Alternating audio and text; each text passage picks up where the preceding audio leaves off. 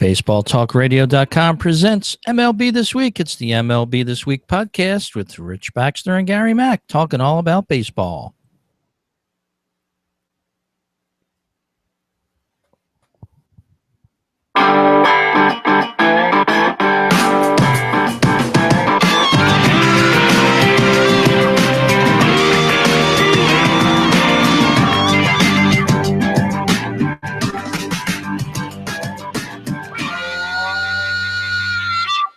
Welcome aboard to the MLB This Week podcast, where we're talking all about the week that was in baseball, some stories coming up, and of course the standings and how your favorite team is doing. My name is Rich.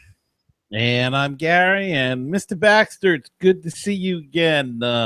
We are now, 10 or 11 games into the season, the second Sunday, I believe this is, or the third Sunday. It started on a Sunday. So things are starting to really get in the groove now. Now I'm starting to feel like I'm into it because now they're playing every day. We got off to a shaky start there with the weather and off days, but now they're going every day, and now you're starting to get a rhythm for the season. That's for sure. As you said, yeah, this is the second full week that they've been playing. And Gary, I attended my first game in the past week. I went to Phillies opening day last Monday night. Wow. Checked out my first game of the season, and I totally have to agree with you now about that Rule 601 with the sliding in the second. I don't think I can make it through a baseball season now watching this every game. I'm totally dismayed with it. It's very confusing, and I think they should just go back to what the college does. You got to slide into second base. Teach these guys to slide better. You know, when I was a kid, I remember looking in the yearbook, and you get the yearbook, and they'd have these pictures, and I'm talking about in the 60s. And they used to, I forget how they did it exactly, but they used to have sand pits. And they used to call them sliding pits. And the guys, maybe it wasn't sand, maybe it was sawdust and sand. Anyway, the guys would practice sliding in these things. And somehow I remember like a potato sack in there somewhere. I don't know if they put it on, but they could still run. There was legs. I forget exactly where that fit in. But and they would go through the sliding. And this is up to the 80s and everything else. They had sliding pits to teach you how to slide. And I don't think that aspect of the game is taught anymore. And that's why you see all of these crazy slides. One of the things that ruined this game was that stupid pop-up slide. Because I think guys get called out more often on that than safe, only because they're hitting it with their back leg. The idea of a slide is to get there quicker. And to get there quicker, you get there with your front leg. And we don't see hook slides anymore. Go watch that thing on Jackie Robinson. You'll see him making a hook slide into home plate. Guys used to be able to slide with either foot and hook into second base or hook into home plate. And that's the kind of things they need nowadays with all of these rules, especially at home plate with the catcher can't block the plate. Boy, you could get around all kinds of catches with a good hook slide. But now they slide past home plate and try to reach it with their hand. I don't understand. I don't see how a guy can slide past a base. You shouldn't have to do it or fall off a base. It's just something that shouldn't be done. You should just slide into a base and lay there like the good old days. Yeah, and I'm not so sure it's the players don't know how to slide. It's where they're sliding as well. Trying to take out the second baseman. Of course, they always tried to bowl over the catcher back in the day, but this technicality involved in this game now is so annoying I was sitting in my seat, and in Philadelphia, they don't normally play replay on the big jumbotron screen. They do not want to get the fans incited, but you sit there as an unintended person that's just part of this game, just irrelevant, not knowing what's going on. You have to wait till the call comes out. It's ridiculous. You're paying big money. You're sitting in a seat, and you don't even know what's going on. It's so frustrating that it's almost not even worth going to a baseball game, in my opinion. Well, you know what happens then? You got to bring a radio with you and listen so they can at least fill you in with what the heck is going on. Right. It is a little wacky. It's something that they could avoid. Yeah. And I normally do bring a radio with me to the game. I didn't have a radio for opening day, and it was terrible. You just sat back. You have these 5-minute delays where they're motioning that they're going to talk to New York and get the official ruling from them. It takes a lot away from the game. The rhythm of the game is interrupted. If they want to talk about rhythm of game, you're looking at 2, 3, 4 plays a game now being called. You've got people that are good at trying to get these technicalities down and calling them every other play now. It's ridiculous. I almost cannot watch baseball because of it. Well, I haven't gotten to that point yet. Maybe because we have a very entertaining announcing team, so they keep us entertained while they're doing these things. Mm-hmm. But it is annoying, and I don't know what the answer is. To me, the answer would be to scrap the rule, either get a simple rule that everybody can understand, or go back to the way it was. Don't use replay. Or these guys had to slide better, and I don't know. I don't know what the answer is, but it is a contradiction in terms, because here they keep talking about the speed of the game, and yet their rules are what's slowing it up right now with all the replays and stuff.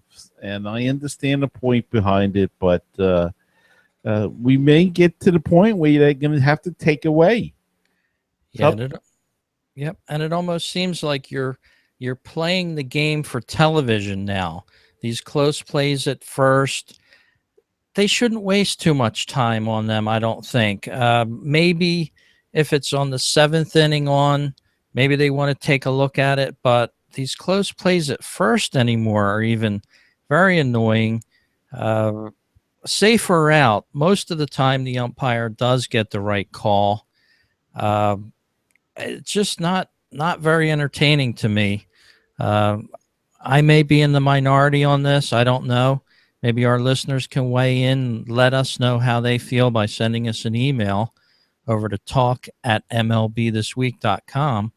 Let us know how you feel about this. I know I've heard different opinions from different fans on it, some of which, tend to like it. Very, very few that I've heard of, though. But, yeah, I'm going to continue your rant from last week, Gary, because I hadn't. Here's the thing about the first base thing as well. How difficult can it be? I mean, you see it, you can tell right away. And if you can't tell, then the call doesn't get overturned. That's all it is. If you go through how many videos that they have, if you can't call it, then just call it safe, or call it whatever the play was called on the field. If it's obvious, then call. It shouldn't take this long, is what I'm trying to get at. If we're watching it on television and seeing it and saying, oh, he was out, it's pretty clear, or wow, that's pretty hard to tell, then just let it go. Just let the call go. Yeah, exactly. There was a play like that this afternoon. It was disputed. It was very plain to see that the runner was out, but they had to go through the motions of stopping the game, going back, grabbing those headsets, waiting for a ruling, and it just takes tremendously away from the ebb and flow of the game, in my opinion. And see, that's another thing, Rich. Why do they got to go through all that procedure? Why not wire these umpires up with headsets? Portable headsets or something, not wired up like they have, but they have all kinds of technology now. They could each have some kind of radio thing in their ear. And when a play occurs like that, you can say, wow, he was out, he was safe. And then if the manager wants to appeal it, it's split second. And another thing is, speaking of split second, they shouldn't have 4, 5, 6, 10 seconds to dispute the call. We've seen it several times where now the bench coach's job is to run over to the phone. He picks up the phone and talks to the video booth, and they tell him, yeah, go ahead and dispute the call. So you've got a third party off the field telling the coaching staff to dispute the call now. That's not the way the rule was intended. Well, the only thing I will say about that is that the dugout is probably one of the worst seats in the entire ballpark to see a game from. So it is tough sometimes. You do need that help. But I do agree with you that that's something that should not be allowed. Now, what I would do is, and if they were smart, what they would do is they would put a representative right behind first base, right behind third base, second base. You're on your own, boys, and work out some kind of hand signal, like yeah, check it. Yeah, but they should not have 7, 8, 10 seconds to phone upstairs, get the opinion of the video booth, which, let's be honest, 9 times out of 10, they're going to know whether the guy is safe or out by playing it 5 or 6 times over 5 seconds. But that's an unfair advantage. Then the bench coach is yelling over to the manager, yes, dispute it, or giving him a hand signal. I don't think that's the way they intended this to work. Well, they're not penalizing anybody for doing it, so I guess they can do it that way. I don't know. I think they have to really look at it and refine these things. Yep. Well, let's look around the National League. First 2 weeks in the books. Over in the NL East, the Washington Nationals with a pretty big lead out there. They're 9-2. Won 2 of 3 this weekend from the Phillies. The Philadelphia Phillies, a surprise, 6-7. They're in second place as we're doing the podcast here, followed by the Mets, Miami, and the Braves. So that rounds out the National League East. Going over to the National League Central, it's the Cubbies, almost the same record as the Nationals, 9-3. 7-3 in their last 10 games, actually. 4-2 at home, but the big number there is 5-1 on the road for the Cubs, followed by St. Louis, Pittsburgh, the Reds, and the Brewers. Tripping out to the West Coast for the National League, the Colorado Rockies and the Dodgers, and also the Giants in a 3-way tie, 7-5 records. The first 2 weeks of the season, Arizona and San Diego are next. So we'll give it another couple weeks to work out, Gary, and see what happens with the National League. But except for Colorado, not too many big surprises. I'm a little I'm surprised how badly Arizona's playing, and I'm pleasantly surprised at how good Milwaukee's playing. They've actually done pretty well. I thought they were going to be real bad. And Cincinnati as well at 500. And as you say, it's very early, but very surprised that they're up that close. Yes, indeed. Going over to the American League before we get to our stories this week on MLB This Week. The Baltimore Orioles, 8-3 record, 7-3 in their last 10, 5-0 at home, a big number for them there, undefeated so far. Boston Red Sox, second place, 6-5. then the Toronto Blue Jays, followed by the Yankees and the Tampa Bay Rays. So a little bit of surprise there. Not too many people were talking Orioles at the start of the season. Well, the Orioles had such a bad spring training. I don't even think they won a game, or they won like 2 games or something. Really bad spring training. Everybody thought, oh, it's going to be a long year. And here they are. They're out of the gate quick and getting the job done. And little surprising there. Over in the Central for the American League, it's the White Sox tied up with the Royals. 8-4 records. Important record there, maybe the Sox with a 7-3 road record so far, followed up by Detroit in third, the Cleveland Indians in fourth place, and then the Minnesota Twins. They have 3 wins after starting the season off disastrously. I think they were 0-9 or something like that to start off the season, Gary. Yes, and Rich, that's I picked them to win that division. So I hope they can get it together, or else I'll be looking pretty silly. Well, they reeled off 3 wins in a row all of a sudden, and they're going in to play the Milwaukee Brewers. Their next game starting tomorrow evening. Let's go out west for the American League. It's the Texas Rangers, 7-6. A lot of teams doing poorly out west. The Oakland A's at 6-7, LA Angels at 5-7, Mariners at 5-7 as well, and the Houston Astros sort of got off to a rocky start at 5-8. They're trailing the field there in the West. And another team that I picked to win in the division. So I'm not off to a good start here, Rich. Throw in the Mets, and I think the only one I got right was the Cubs. So, but there's still such a long way to go that I'm not too worried about it yet. Yeah, there's so much time left in the season. It's ridiculous. It just started practically. You have our first story up on the podcast here, a story that hits close to home for your Mets. Yeah, Rich. This came out. The pitcher was placed on the family medical emergency list, not because of any health complications to himself, but it involves his newborn child. DeGrom left the team this week for the birth of his first child in Florida, and manager Terry Collins said before Saturday's game that complications developed and DeGrom needed to stay with his family and his newborn.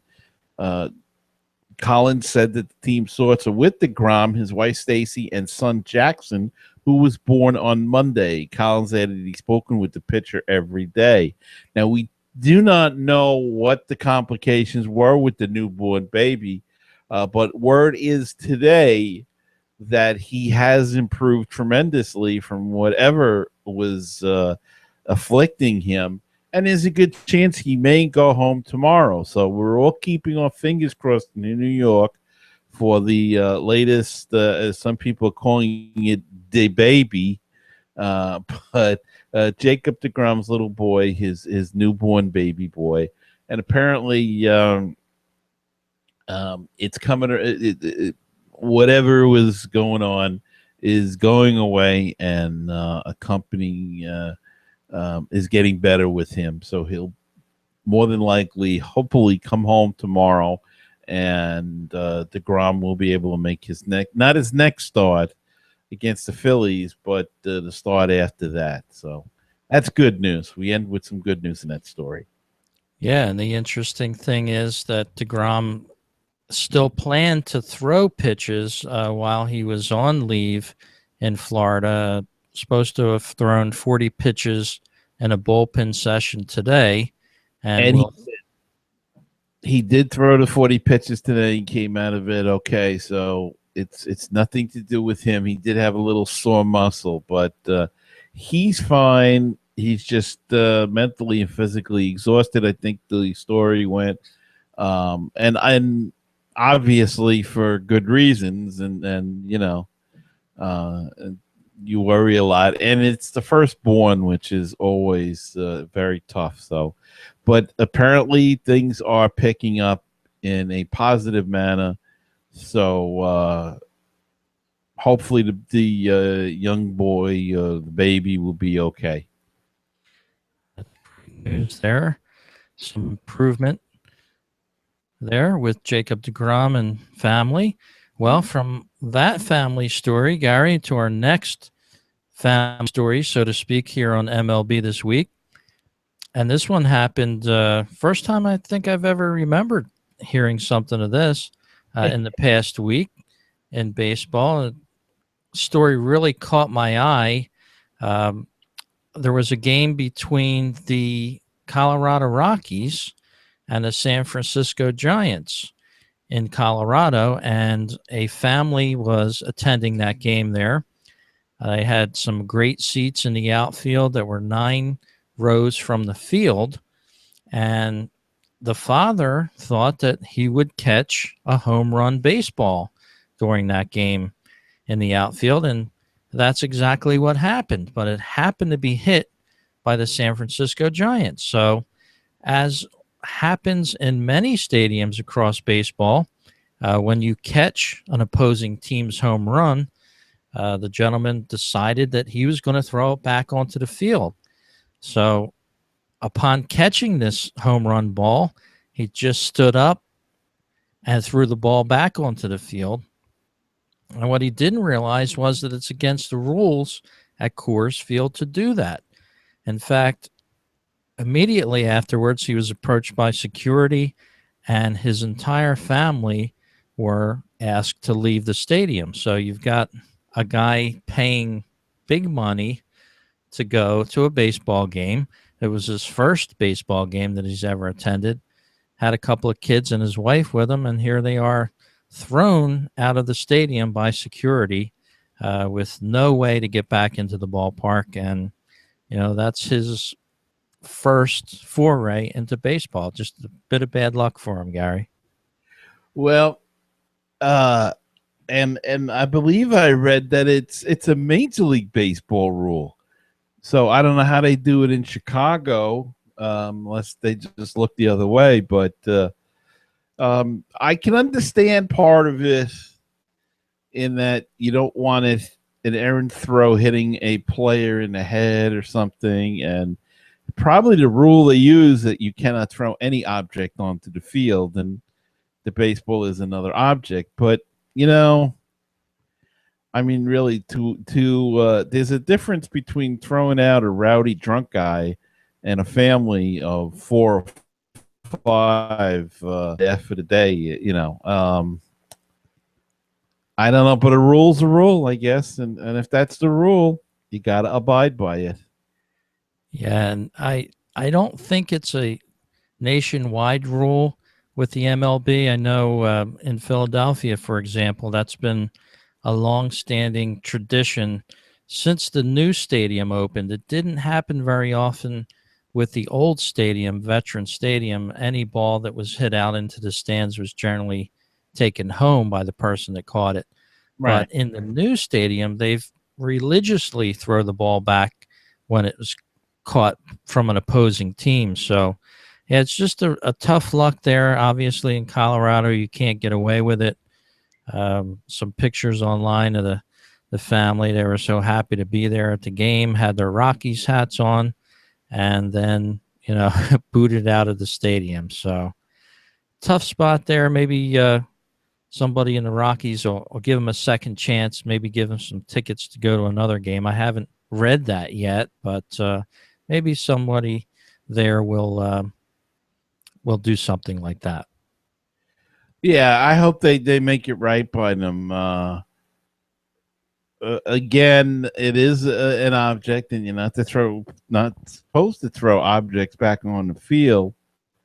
But you know what? If I got a baseball, I'm holding on to it. I don't give who hit it. I'm cheap. I want the souvenir. I'm keeping it. And in fact, I did, just as we're doing the show here, I just went to a Denver local CBS station here, and they do have blurb in their story. The Rockies did invite the family to return to Coors Field to watch a game at any time. So they had been taken care of by the Rockies. I wouldn't think they wouldn't be, especially since it was the first game that the families ever attended. Maybe they were unaware of the rule. But yeah, it does seem like they'll be invited back for free, of course, from the Rockies. So happy ending to that story as well. Well, it's interesting because it's funny how the stories go, because now I'm reading a story that said it was just him and his two sons, and the he was the only one asked to leave. But come on, I mean, his kids are 6 and 7. You think he's going to leave his kids in there? I mean, in this world now, when we were kids, maybe, but not now. I mean, so who knows? But yeah, the Rockies should do something nice, and if they're smart, send them behind home plate. That's for sure. And believe it or not, yeah, I'm reading more into the story. Somebody had dimed him out for throwing the ball back on the field. Well, a fellow fan, and the police actually had to come to escort him out. So yeah, just a tough all around story for that family. But the good news is they'll be going back to a game, and I doubt they'll throw any more balls out onto the field. You know what I'd let them do if they were smart? Let them throw out the first pitch. Or go run the bases or something, after the game. Yeah. Our next story up tonight on the show here today, the Braves pitcher breaks an elbow throwing a pitch, and I didn't hear about this one during the week. Yeah, Rich. Braves right-handed Dan Winkler broke his elbow throwing a pitch against the St. Louis Cardinals. Here's a picture of him coming off the field. After missing most of the last season while recovering from Tommy John surgery, Winkler threw a pitch behind Randall Grichuk in the 7th inning Sunday and immediately left the mound holding his right arm to his chest. Winkler went down to his knees after crossing the first base line in front of the Braves dugout and was then assisted to the bench. The Braves say Winkler is out indefinitely. Again, he lost most of last season after having that Tommy John surgery. So this is just a shame that, and very reminiscent, if you remember the Dave Dravecki situation, where different circumstances, they later discovered that he had cancer, I believe it was. And but if you remember that, he threw a pitch and you could hear the bone crack. And something similar with this young man as he threw a pitch and broke his elbow. Very strange. And we wish him the best of luck in getting back to health. Yeah, very much so. It doesn't happen very often. But yeah, baseball injuries, especially injuries like this, do happen to take their toll on certain players. Just a tough thing. I know the Braves started off the season pretty tough. They weren't playing all that well. Since have turned it around a little bit, so maybe this will be some good news, and that pitcher will heal and get back to the Braves at some point, maybe next season. Leads us right into our next story, from somebody getting hurt to someone on the Phillies that was actually hurting himself using PEDs. Left-hander Daniel Stump was suspended 80 games back on Thursday for violating Major League Baseball's policy against performance-enhancing drugs. Stump tested positive for a steroid, and his suspension is effective immediately. He'll lose $221,858 of his salary under his contract, which calls him to be paid for the MLB minimum of $507,500. So not only did it cost him half a season, it cost him a whole lot of money as well, Gary. And Rich, you're in that part of the woods. Has he come out with a statement yet? I haven't heard any statements from him. He's essentially sort of a rookie type pitcher that came up for the Phillies. He was actually a Rule 5 draft from the Kansas City Royals. That's how the Phillies picked him up.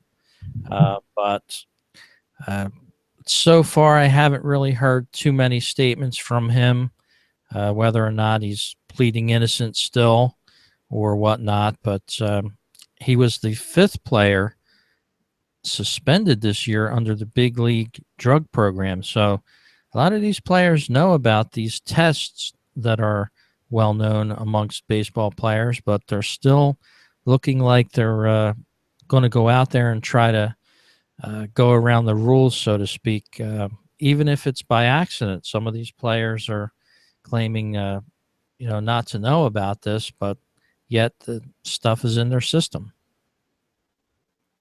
It's the money, Rich. It's the money and the thrill of competition. It's just, it's too much. Now, I also read that this will not affect his Rule 5 staff draft status, that he will still be considered as Rule 5. The thing I don't understand is whether or not now, if the Phillies replace him on a roster, actually it's a good break for the Phillies in a way, because if they really want to keep this kid, they can keep him through these 80 games and still not have to worry about him being on the roster, which is normal situation. You have to keep a Rule 5 draft on the roster. So maybe there's a bright side to this. Possibly. He wasn't doing all that greatly with the Phillies when he got his suspension. He had an ERA of 40.50, only getting into 3 games on the season, but he gave up a couple runs. Didn't do too well so far, but of course, as you said, Gary, it's a long season. We'll have to see. We'll have to see how he does when he comes back, if and when he gets back to the Phillies and they keep him on the big league club. Of course, your near closer there in the Mets was a former Philly who also violated the substance policy of MLB just a few years ago as well. And who would that be? Oh, who are you referring to? Antonio Bastardo. Oh, Bastardo. Yeah. Well, he's clean now, hopefully, and I thought you were going with Henry Mejia, but then you threw me off when you said he played with the Philly. Yeah. He had a similar suspension a couple seasons ago as a Philadelphia Philly. So, yeah, a lot of these guys are trying to keep that edge, and they'll do anything to try to maintain it. As I say, it's the big money in the game, Rich. Well, another big game in Boston this past week, Boston Red Sox, Big Papi, and he has an interesting story on how they started that game out. Well, yeah, Rich. David Ortiz is his final home opener as an active player at Fenway Park. Became an unforgettable event for the slugger before the game even started. In a development that was a surprise even to him, his 15-year-old daughter, Alex, was invited on the field and belted out a stirring rendition of the national anthem. Ortiz covered his face for part of the performance, seemingly caught up in the emotion of the moment. At the start of the ceremony, a montage of Ortiz's career highlights played on the scoreboard with the John Lennon classic Imagine playing over the video.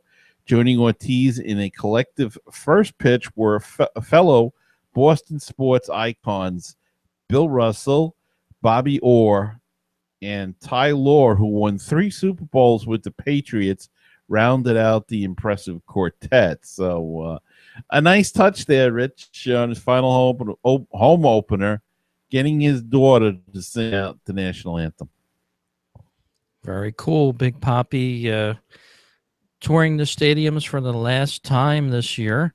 An interesting story in the Philadelphia papers where, sports goodbyes, especially with Kobe Bryant saying that this would be his last year and all the hullabaloo that went along with it.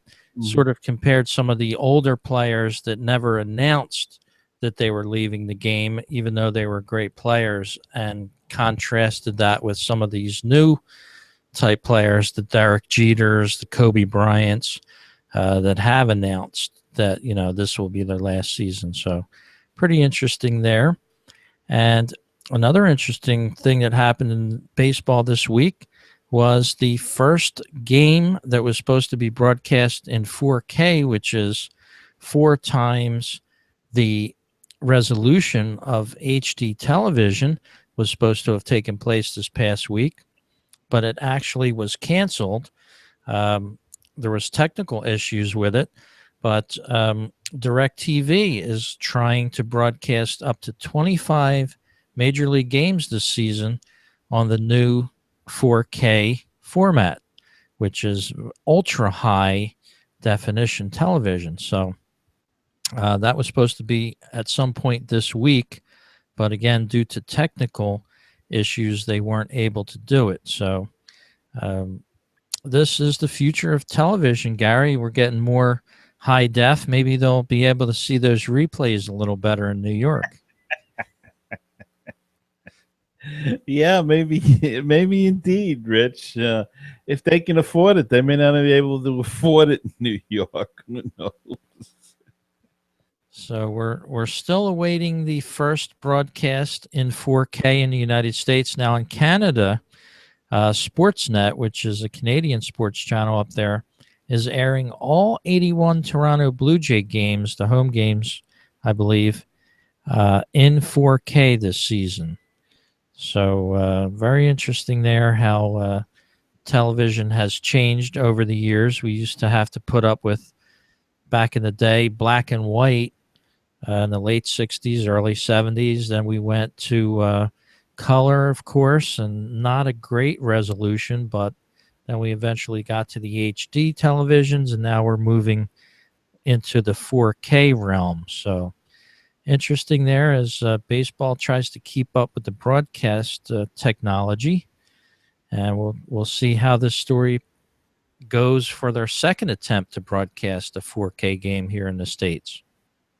Now, if Canada can do it, why can't the MLB do it here? Well, yeah, I think it's DirecTV subscribers. These are going to be the first people available to see a 4K rather game on their television sets. Well, I guess probably a lot of these networks invested into the HD realm, and a lot of that equipment was very expensive. Now they're going to have to go out and buy the 4K equipment on top of that, I guess. And the people with the 4K sets in the U.S. are probably, I would have to guess, maybe 8% of people, maybe even 10% tops have 4K televisions right now. So it's not a technology that will be seen by the masses right off the bat. So they've got time here in the States, I think. And HD is pretty good. I think it's very good. It's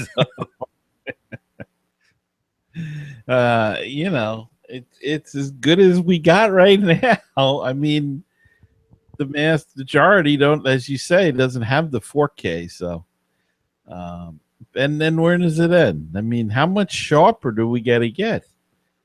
I next they're gonna have holographs playing in our living room, 3D. That's true, and I'll tell you, like I said, I went to the opening game. You can spend a bundle of money before you get into the stadium anymore. It's just parking, concessions. Before you even get to your seat, I sat at home this afternoon, watched a game, had a cookout, had some burgers, some hot dogs. I was pleased as punch. I didn't even have to pay to park, and I felt like I was at the game. Well, I do agree, but it's great to go, and we don't go that often anymore. So it's still fun to go, and I say, I'm only going X amount of time, so I'm going to enjoy it when I do go. Yes, indeed. Well, we want to invite you to our website at MLBThisWeek.com. Follow us on Twitter at MLBThisWeek. You can check our show out on iTunes, on Stitcher Radio, and of course, Podomatic.com and BaseballTalkRadio.com. You can find all the best independent talk shows there on baseball. Gary has his Mets musings. I have a Phillies talk podcast, and there's about 30 others on there. So stop on by there, baseballtalkradio.com. You can listen to the 24/7 radio feed at TuneIn. On your TuneIn app, just search for Baseball Podcast. That's a station, and you'll find it. Well, Gary, the 40th anniversary of an event that may have saved baseball history, and that sounds like an interesting story. Well, Rich, yeah, it was on April 16th, 1976 at Atlanta Fulton County Stadium in the bottom of the first inning. Baseball history was altered, and some would say saved forever. Tommy John became the first pitcher to come back from the revolutionary elbow ligament replacement surgery that has long borne his name, and he did it in style. Today, the tearing of a pitcher's ulnar collateral ligament is no longer a career-ending calamity. Now it's usually just a tough setback on the tough road to major league success. But it's something that which a diligent athlete and with the training staffs that they have nowadays and, physical therapy can really get back and be better than ever. It was on September 25th, 1974, that Dr. Job drilled holes into John's ulnar and humerus bones, and he grafted the tendon into a basic figure-8 design held in place by anchors.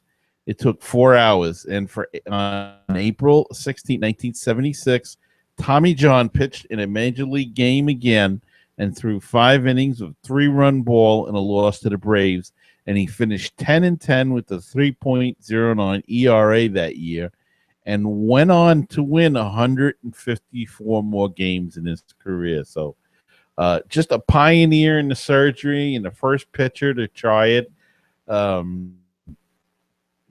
The story goes that Dr. Job came to him and said, we have this surgery. We could try this. It's never been done. I don't know if it's going to work. And he said, Tommy John said, well, I have a 0 chance of coming back without it. So what did he really have to lose? And when you think of it that way, it's true. He had nothing to lose at that point. And of course it was successful. And it's something that we've talked about now quite a bit because now it seems to be happening too frequently. But it is the anniversary of the return of Tommy John to the mound 40 years ago. And we've been doing this surgery now for that 40 years. Yeah, it's amazing, and especially how many pitchers are affected by elbow issues and arm issues this day and age. How many people benefit from being able to return to pitch rather than have their careers ended. So, yeah, that is a game-changing moment in baseball. Very important there. And I still don't think they throw enough, Rich. I don't think they strengthen the arms and stretch them out enough with all these pitch counts and all of this other stuff. And it does go back to the youth, but I think at the major league level, I think they do kind of baby them, and they don't throw enough. So that's an interesting story here on MLB This Week. And this past week, Gary, there was an opening in Chicago's Wrigley Field, home opener. And later on during the week, the press got a tour of the brand new Chicago Cubs underground lair, they're calling it. They checked out the new Cubs locker room and clubhouse that was built 40 foot or thereabouts below ground, below Wrigley Field. the Cubs would not reveal how expensive this was to build. It's a state of the art facility that reminds one of a Las Vegas style club in certain respects. It's got a lot of neon lights down there, and it's very ultra modern. Um, they won't even comment on the actual number of what they spent to put that in, but very interesting the way they built that. It's in a circular shape, 60 feet and 6 inches in diameter, which of course is the distance between the pitcher's mound to home plate, a big circle in the center. And then the lockers fill out the other area along the wall. Nightclub lighting accents the medium brown lockers from which jerseys dangle from hangers. Players have plenty of storage room for clothes, bats, hats, gloves, and valuables. So each player has their own little area there, which is a very generous type of space there. Chris Bryant said it was unbelievable upon getting there for the first time, and quote, "There are so many rooms you get lost in here." So very cool. There's 9 flat screen televisions, saddled 3 per pillar in the center of the room. And there's also some sayings on the wall. For instance, in reference to Cubs family, what goes on here stays with Cubs family. So they're sort of stressing the quietness and security of the clubhouse, not letting what goes on in there be known outside. So very interesting. Yeah, it's quite an addition to Wrigley Field. It was beautiful, and there's also weight rooms, and it's a whole complex down there, as you said, Rich. And that's how you get free agents nowadays. You got to have the facilities, and the Cubs recognized this, and they did a real good job on it.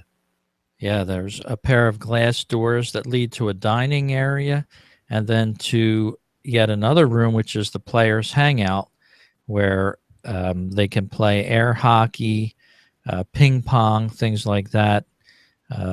Guitars and things are hung from the wall. A very cool place, sort of an arcade type of atmosphere in another room. Very cool there. And I guess, like you said, the high dollar free agents, to them, this is things that they have around the house. So now everybody on the team will get to share in on it. And Rich, they get to the ballpark so early in the day. We don't realize it that they may be getting there for a night game at 1 o'clock in the afternoon. So it's a lot of time. Yes, they have their work to do, but there's a lot of downtime in between that. And they're trying to keep them active, keep them into their heads into the game and what's going on, and that's why you got to have some of these amenities nowadays. Yes, indeed. Just the plain Jane locker room just does not work anymore for these guys. It's funny that you mentioned it, Rich. When I was in high school, I was doing a story, and I went out to I was doing a story on the ABA and basketball story of the Long Island Nets at the time, and went into their locker room, and they essentially, it was an old beat up arena that had the roof leaked. I mean, it was an awful place, but their locker room was essentially a nail in the wall, and they hung their stuff on. And they had, that was a team that Rick Barry was on, and here he's playing in this league where they hang their coat on a nail, essentially. I always thought that was kind of funny that here I am in a professional locker room, and this is not what I imagined it would look like. Yeah, especially look at these guys with the Cubs now. They're going to be spoiled for life. Yeah, of course. But even in the minor league level, they're building a lot of new stadiums across the country, and they have nice, decent facilities for these guys, and that's kind of a good thing in a way. Yes, it is. As modern times develop, we need to stay with them. You have our story here, a Blue Jays devoted fan. Well, yes. We've seen a lot of crazy fans. Let's be honest. They have the logos tattooed on their arms, or they cut their logos into their hair. More younger kids, face painted for games. But I never saw this before. And this guy, he made a statement saying, "Let's go Blue Jays." And there's a picture. Now, if you're listening to the audio, how do I explain this, Rich? He has a long white beard, long blue hair, which is obviously a wig, and he has the Blue Jays logo dyed into his beard or painted. I don't know how to explain it, but there it is. If you catch the video, it's there. Very interesting. Yeah, he has a Toronto Blue Jays logo sort of painted into this white beard with a blue circle underneath of it there. Pretty interesting. Yeah, that's a headstrong fan there. That's a devoted guy. So it'll be interesting to see where he ends up over the season. I'm sure he's going to make some cameos on broadcast for baseball here and there this year when he's at the game. Very interesting story there. Maybe he'll sit next to the Marlins guy. That's possible. Yeah, they could be like mascots for each team.